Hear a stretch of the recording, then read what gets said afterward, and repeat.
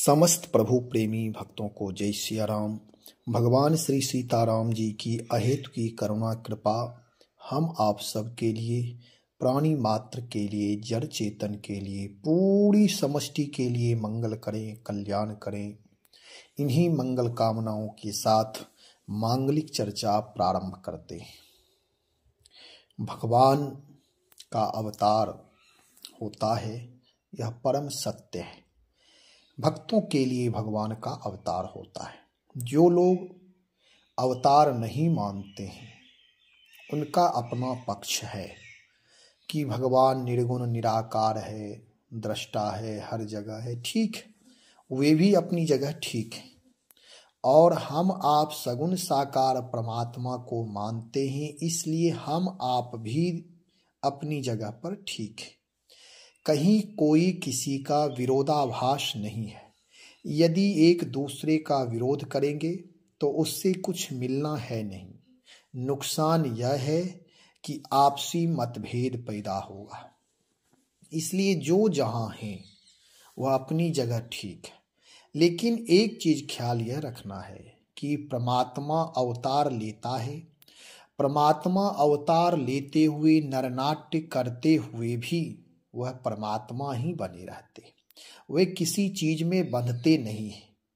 वे सारी चीजों से परे होते हैं। केवल एकमात्र है जो परमात्मा प्रेम के वशीभूत हो जाते हैं।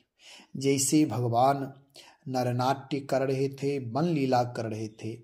वन लीला में श्री किशोरी जी, जानकी जी का हरण हो जाता है। उस समय भगवान विलाप करते हैं, रोते हैं। फिर भी परमात्मा तो परमात्मा ही है। नरनाट्य को शिक्षा देने के लिए कि जब जीवन में जो अपना है, जिसे अपना मानते हैं, उससे जब वियोग होता है तो मनुष्य दुखी होता है। वह भावनात्मक ऊर्जा सक्रिय हो जाती, वह विकल हो जाता है। इसलिए वह परमात्मा नरनाट्य रूप में, नर रूप में नरनाट्य करते हैं। और परमात्मा तो सदा चिन्मय है, सदा आनंद स्वरूप है, चाहे वह सगुण साकार हो, निर्गुण निराकार हो। सगुण साकार परमात्मा को मानने में आनंद यह है कि थोड़ी जो एक हम आप सब की भावना होती है, लीला स्वरूप भगवान का दर्शन, जो भक्ति भाव जिसे कहते हैं, उसका आनंद सरस रस मिलता है इसमें। तो यहाँ गोस्वामी श्री तुलसीदास जी महाराज दोहावली रामायण में परमात्मा के बारे में कहते हैं कि वे परमात्मा जो नरनाट्य करते हैं, किसी के पुत्र बन करके आते हैं, किसी का पति बनता है भगवान, किसी का भाई बनता है, किसी का मित्र बनता है। तो ये भगवान ही वे हैं जो सारी चीजें बन सकते हैं, क्योंकि नर रूप में आते हैं तो नर की तरह उनको जीवन जीना है इस लोक में आकर के। जैसे हम आप हैं, किसी का बेटा कोई है, किसी का भाई है, किसी का मित्र है, किसी का कोई बाप है। एक ही मनुष्य अलग अलग रूप में, जब जैसा तब तैसा। ऐसे ही भगवान भी करते हैं, परंतु हैं वह हम आप जीव हैं, वह शिव हैं। हम आप माया से बंधे हुए हैं, वे परमात्मा निर्मुक्त है, विनिर्मुक्त है, माया से रहित है। वे नर रूप में हैं, फिर भी माया के अधिपति हैं, और हम आप माया के अधीन हैं। तो गोस्वामी जी बहुत सुंदर दोहे में कह रहे हैं, दोहा के माध्यम से सुने कि ज्ञान गिरा गोतीत अज, माया मन गुण पार, सोई सच्चिदानंद घन, कर नर चरित उदार। जो ज्ञान, बुद्धि, वाणी और इंद्रियों से परे अजन्मा तथा माया, मन और गुणों के पार हैं, वही सच्चिदानंद घन भगवान श्रेष्ठ नर लीला करते हैं। जो माया से, मन से, गुणों से परे हैं। परे का मतलब ऐसा नहीं है कि भगवान को ये सब कुछ स्पर्श करता ही नहीं है। भगवान लीला जब करते हैं तो सारी चीजों को स्वीकार किए रहते हैं, बंधते नहीं हैं। केवल जैसे श्री हनुमान जी महाराज ब्रह्मास्त्र से बंधे नहीं केवल ब्रह्मास्त्र का सम्मान करने के लिए उसे स्वीकार कर लिए। लक्ष्मण को शक्ति लगी, लक्ष्मण उस शक्ति का यदि दुरुपयोग करना चाहते, उसको हटाना चाहते तो एक क्षण में हटा देते, लेकिन उस शक्ति का उन्होंने सम्मान किया, अपमान नहीं किया। और लीला है तो लीला में शक्ति लगी है तो उसे सम्मान करना, नहीं तो भगवान की भगवत्ता पता चल जाएगा कि ये भगवान है, इनके ऊपर किसी भी प्रकार कोई प्रभाव किसी चीज का नहीं पड़ता है, तो फिर लीला में जो करने के लिए परमात्मा आए हैं उस लीला में आनंद नहीं आएगा। तो यहाँ गोस्वामी जी कहते हैं कि जो भगवान ये उनके लिए है जो लोग सगुण साकार परमात्मा को मानते ही नहीं है। देखो, मैं तो पूर्ण निष्ठा के साथ परमात्मा की सेवा पूजा उपासना करता हूँ और भगवान का सगुण साकार विग्रह परमात्मा की जो है उसमें पूरा आह्लाद से आनंद से सेवा पूजा करता हूँ, बहुत आनंद आता है। तो उनके लिए विशेष रूप से ये है कि समझना है, यहाँ कह रहे ज्ञान बुद्धि से रहित, यानी बुद्धि से ज्ञान गिरा गोतीत अज माया मन गुण पार, ये सब चीज से परे हैं। परे नाम जैसे, अब इसे थोड़ा अलग ढंग से समझें कि जैसे ब्रह्मा जी को रजोगुण का देवता, शिव जी को तमोगुण का देवता कहा जाता है। ठीक है, तमोगुण का देवता हुए हैं, अधिष्ठाता हैं, शासक हैं, अपने अधीन रखते हैं तमोगुण। भगवान शिव तमोगुणी नहीं है, वे तमोगुणी देवता उन्हें कहना यह ठीक नहीं है। वे तमोगुण के देवता हैं, यानी तमोगुण पर शासन करने वाले हैं। तमोगुण के अधीन स्वयं नहीं है, तमोगुण उनके अधीन है। ब्रह्मा जी रजोगुण के देवता हैं, वे रजोगुणी नहीं हैं। रजोगुण से ऊपर उठ करके रजोगुण को अपने अंदर रखे हुए हैं, यानी उस पर शासन करते हैं, उसके अधीन नहीं है। रजोगुण ब्रह्मा जी के अधीन है। इस प्रकार की भावना, ऐसे ही परमात्मा सारी चीजों से परे हुए। परे का मतलब वे मन की, जैसे हम आप मन की चंचलता के कारण परेशान होते रहते, मन स्थिर नहीं रहता, मन हमेशा कुछ न कुछ सोचता रहता। हमारी आपकी बुद्धि, मेरा आपका ज्ञान कभी कुछ सोचता, कभी कुछ करते, कभी बुद्धि कुछ निर्णय लेती है। तो और वाणी पर संयम रखते, लेकिन जब बहुत भले मौन रहते, लेकिन जब क्रोध आता है तो सारी मर्यादा भंग हो जाता, सारे मौन भूल जाते, खूब अपने आप को समझाते। इंद्रियों से परे, जैसे आँख है, आँख हम आप बंद किए रहेंगे कि किसी में दोष ना देखें, कब तक बंद रखेंगे? और जब आप दोष नहीं देखेंगे बहुत अच्छी बात है, लेकिन फिर भी कभी ना कभी किसी में कोई ना कोई कारण से गुण दोष देख ही लेंगे। तो यहाँ इंद्रियों से परे का मतलब ये सब विकार जो है परमात्मा को बस में नहीं करता। कह रहे ज्ञान गिरा गोतीत अज, इसे ठीक से समझें, नहीं तो लोग इसी भ्रम में पड़ जाते हैं कि भगवान सगुण साकार नहीं है। तो उसके बाद जैसे और समझाएंगे, अभी पहले ये समझ लें, अज नाम अजन्मा है। वे सामान्य रूप से जैसे हम आप माँ के रजवीर्ज से, माँ पिता के रजवीर्ज से उत्पन्न होते हैं, माँ के गर्भ में रहते हैं, मलमूत्र में पड़े रहते हैं 9 महीने तक, ऐसा भगवान के साथ नहीं होता। परमात्मा ये हम आप कर्म के बंधन में जन्म लेते, अभी मनुष्य जन्म है, दूसरे जन्म हो सकता है किसी और योनि में जाए, लेकिन प्रभु इससे परे हैं। और माया 3 ब्रह्म होते हैं। हम आप ब्रह्म हैं, जिसे विराट कह सकते हैं, और माया महाद ब्रह्म है, हम आप सबसे श्रेष्ठ है, और परमात्मा परब्रह्म है। तो परब्रह्म के अधीनस्थ माया है। परमात्मा की इशारा, परमात्मा जो भी करते हैं, परमात्मा की आज्ञा जो भी होती है, प्रकृति उसका उस हिसाब से चलती है, और हम आप माया के अधीन हैं। हमारी आपकी प्रकृति के अधीन जीवन है। जैसे समय पर भूख लगना, समय पर नींद आना, आलस्य प्रमाद होना, तो ये अधीनता है। और मन जो है ये नाना प्रकार के रथ पर सवार होता है। हम आप नाना प्रकार की कामना करते हैं, और सत्व रज तम ये 3 गुण जो हैं इससे बंधे हुए हैं।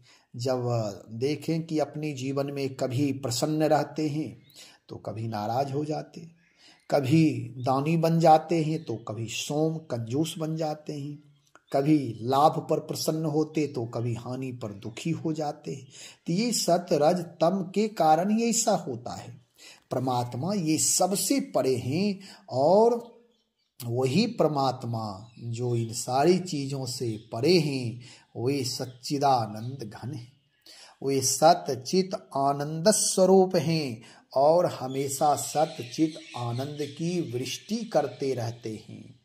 ऐसे सोई सच्चिदानंद, और वे परमात्मा जो सच्चिदानंद हैं, जो जीव मात्र की आत्मा हैं, जो जीव मात्र के हृदय में विराजमान हैं, जो सबके नियंता हैं, सबको आनंद प्रदान करने वाले हैं, जो सबको ज्ञान प्रदान करने वाले हैं, जो सबको सत्व प्रदान करने वाले हैं, ऐसे प्रभु क्या करते हैं? तो कहते वही भगवान अवतार लेकर के नर चरित उदार कर।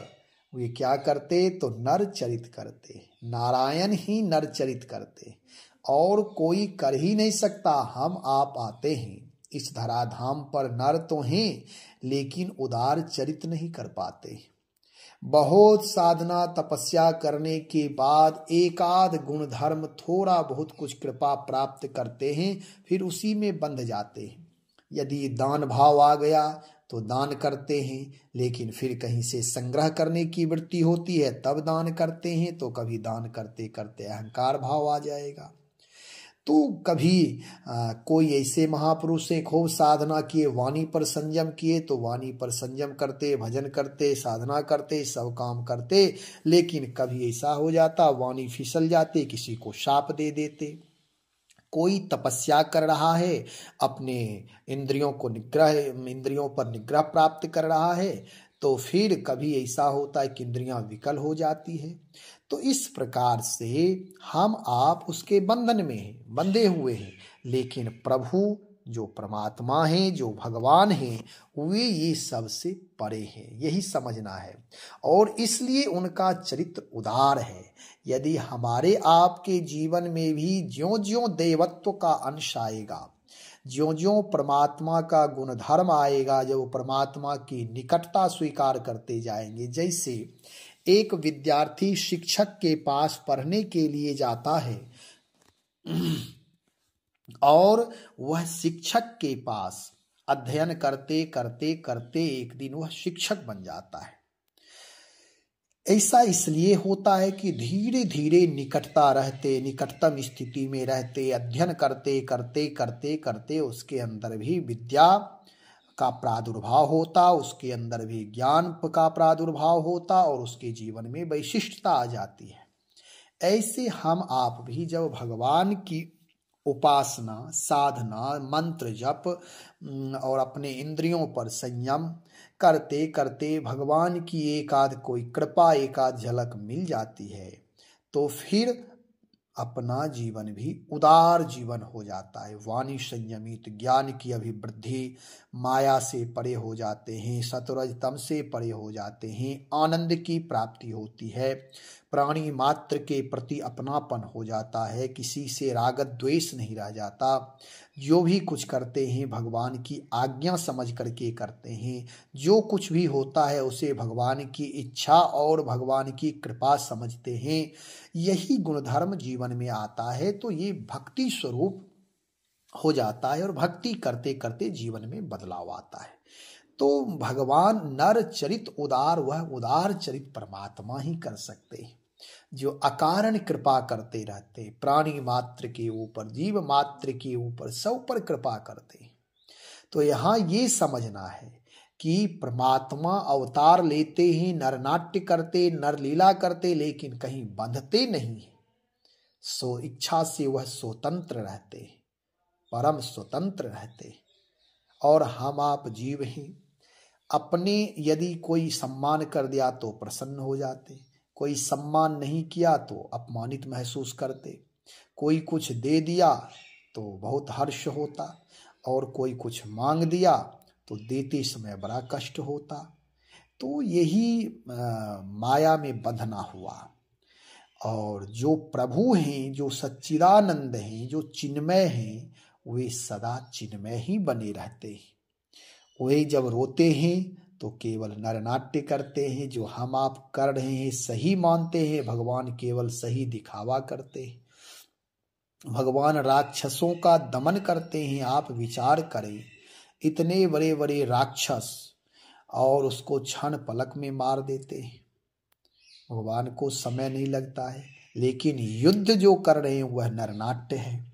कि नहीं तो संकल्प शक्ति से मार सकते थे, लेकिन नहीं, जो मर्यादा लोक पक्ष की है, नरनाट्य की जो मर्यादा है वह करते हैं। तो परमात्मा की जो लीलाएं होती है, जो भगवान दिन रात हर क्षण हर पल भगवान लीला करते ही रहते हैं। भक्ति रस का यही सगुण साकार का आनंद है कि परमात्मा का जैसे 24 अवतार प्रसिद्ध हैं, और भगवान भक्तों की दृष्टि में हर क्षण हर पल लीला ही करते रहते हैं, और हर क्षण हर पल अवतार ही लेते रहते हैं। भगवान वैसे ही हैं जैसे नदी की धारा, नदी की लहरें हमेशा नवीन बनी हुई है। अग्नि की लौ हमेशा, जब हम आप कंडी जलाते हैं, आग जलाते हैं, तो उसकी जैसे लौ हमेशा निकलती रहती है, वो नवीन लौ है। ऐसे ही प्रभु की प्रत्येक लीला नवीन लीला है, उसमें कहीं कोई संदेह नहीं है। तो भगवान को समझने के लिए सगुण साकार भक्ति से बढ़कर और कोई उपाय नहीं है। कोई महापुरुष यदि कृपा कर दे तब तो और आनंद आता है। ध्यान की कोई विधि बता दे तब हम आप उस सच्चिदानंद स्वरूप का आनंद ले सकते हैं, अनुभूति कर सकते हैं।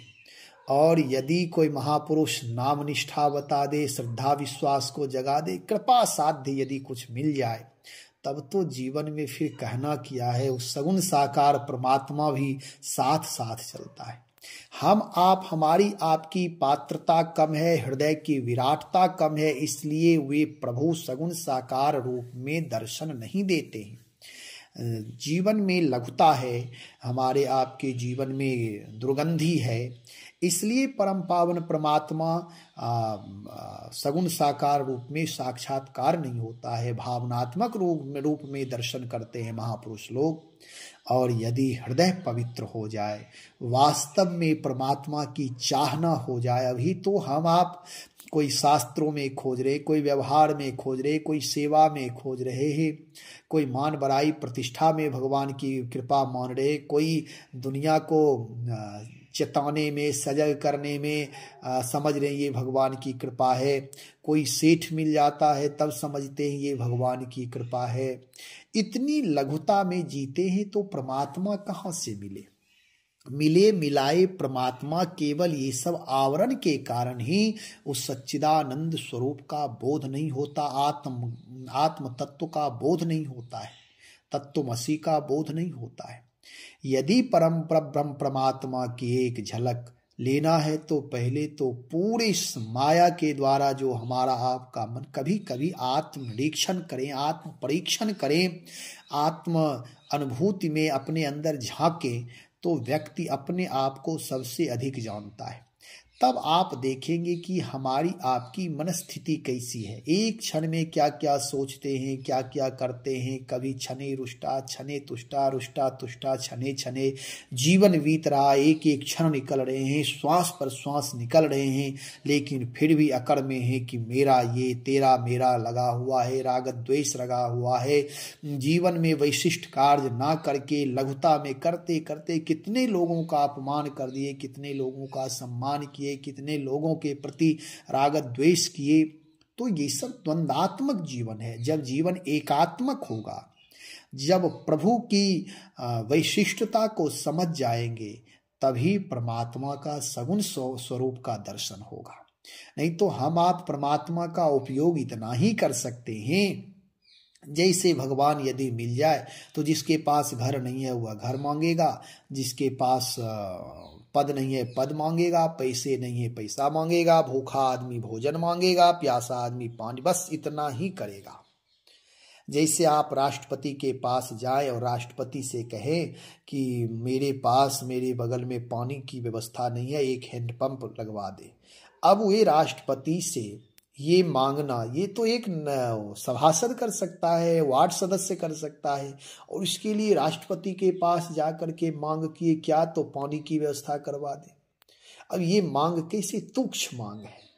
ऐसे ही परमात्मा प्रतीक्षारत है कि लोग मुझे प्राप्त करें, चाहे वह किसी भी वर्ण में हो, किसी भी जाति में हो, किसी भी कोई भी हो, लेकिन प्रभु के लिए जब हमारा आपका जीवन समर्पित हो जाएगा तब वह प्रभु सहज में प्राप्त हो जाएंगे। और प्राप्त करने के लिए आप चाहें कि पूरे जीवन में पहले दुर्गुण नष्ट करें तब जाए, आखिर दुर्गुण कहाँ से आया? भगवान दे दिए हैं? नहीं दिए। लेकिन भगवान इतना अवश्य कर सकते हैं, यदि हम आप जो भी जैसे भी हैं यदि भगवान के प्रति समर्पित हो जाए तो प्रभु अवश्य कृपा करके दुर्गुण भी नष्ट कर देते। बहुत सारे लोगों को किए हैं, बहुत सारे लोग ऐसे दुर्गुणी थे जो भगवान दूर कर दिए। इसलिए तो उनके जीवन को इतिहास में अंकित किया गया कि लोग इससे सीखें। तो सगुण साकार परमात्मा नर नाट्य करते हैं, उनका उदार चरित्र होता है। हम आप सब जीव मात्र के लिए शिक्षाप्रद उनका चरित्र होता है, कल्याणकारी चरित्र होता है। हम आप उन्हीं नारायण के अंश हैं, जैसे माता पिता अपने आचरण के द्वारा अपने अंश अपनी आत्मा जो उनकी संतान बेटा बेटी है उनको शिक्षण प्रशिक्षण देते हैं, ऐसे ही भगवान भी अपने आचरण के द्वारा नरनाट्य करके हम आप सबको शिक्षण प्रशिक्षण देते हैं। जैसे माता पिता आचरण के द्वारा व्यवहारिक ज्ञान देते, लौकिक ज्ञान देते और शास्त्रों के द्वारा कहीं शिक्षकों के पास जाकर के ज्ञान अर्जन के लिए भेजते हैं, ऐसे ही हम आप सबको भी भगवान अपने नरनाट्य के द्वारा शिक्षण प्रशिक्षण देते हैं। आचरण के द्वारा, उदार चरित्र के द्वारा ज्ञान अर्जन करने के लिए, शास्त्र आदि बोध कराने के लिए, गुरु परंपरा का निर्वाह करने के लिए बताते हैं। तो और इतना ही समझना है कि भगवान चिन्मय हैं, सच्चिदानंद हैं, वे हम आप सब के लिए परम हितकारी हैं। और जब हम भगवान की उपासना करने में जुड़ेंगे, जब परमात्मा से जुड़ेंगे तो फिर आनंद ही आनंद होगा। और यदि जीवन में हम आप भी चाहते हैं चिन्मय बनने के लिए, आनंद स्वरूप बनने के लिए, तो इन परम पिता के संरक्षण में पवित्र जीवन जीना होगा। और जब भगवान के संरक्षण में पवित्र जीवन जीने लगेंगे तो हमारा आपका जीवन भी विराट परम पवित्र उदार चरित्र हो जाएगा। भक्त और भगवान जैसे पिता और पुत्र का गुण धर्म मिलना परम आवश्यक है, रूप स्वरूप मिलना परम आवश्यक है, जीवन चरित्र मिलना परम आवश्यक है। यदि उत्तम पिता हैं, उत्तम संतान भी होना चाहिए। ऐसे ही हमारे प्रभु उदार चरित्र वाले, महान चरित्र वाले हैं। ऐसे ही हमारा आपका भी जीवन परम चरित्रवान होना चाहिए। अब चरित्रवान क्या है, अब इस पर चर्चा विशेष नहीं करेंगे।